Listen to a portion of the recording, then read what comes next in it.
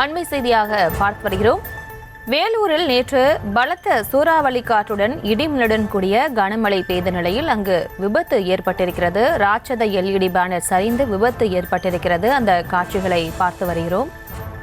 வேலூரில் நேற்று பலத்த சூறாவளி காற்றுடன் பலத்த கனமழை பெய்த நிலையில் அங்கு விபத்து ஏற்பட்டிருக்கிறது.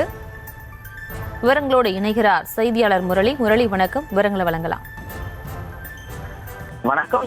வேலூரில் நேற்று பலத்த சூறாவளி காற்று இடி மின்னலுடன் கூடிய அந்த பெய்த கனமழையால் விளம்பரத்திற்காக வைக்கப்பட்ட அந்த ராட்சத எல்இடி திரையில் அந்த திரையானது சாய்ந்திருக்கிறது. இந்த வேலூர் மாவட்டத்தில் நேற்று 105.1 டிகிரி ஃபாரன்ஹீட் வெயில் சுட்டெரித்தது. இந்த நிலையில திடீரென மாலை கருமேகங்கள் சூழ்ந்து பலத்த காற்று, அதாவது சூறாவளி காற்று வீசி இடி மின்னலுடன் கூடிய அந்த கனமழையானது பெய்தது. இதன் காரணமாக இந்த வேலூர் புதிய பேருந்து நிலையம், அதாவது காட்பாடி சாலையில இந்த பாலாற்று பாலம் அருகே இந்த வேலூர் மாநகராட்சி மூலம் பொது விளம்பரம் செய்ய வைக்கப்பட்டிருந்த இந்த ராட்சத எல்இடி திரை அடியோடு சாய்ந்தது.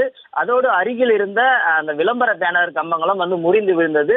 இந்த பாலாற்று மணல் படுக்கையில் வைக்கப்பட்ட இந்த ராட்சத எல்இடி திரையின் அடித்தளத்தை இந்த முறையாக அமைக்காத காரணத்தினால் இந்த விளம்பர கம்பம் அடியோடு சாய்ந்திருக்கிறது என பொதுமக்கள் குற்றச்சாட்டு இருக்கிறார்கள்.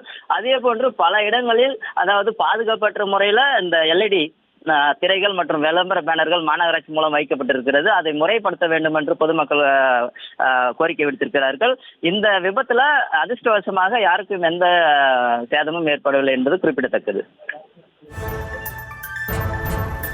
விவரங்களுக்கு நன்றி முரளி.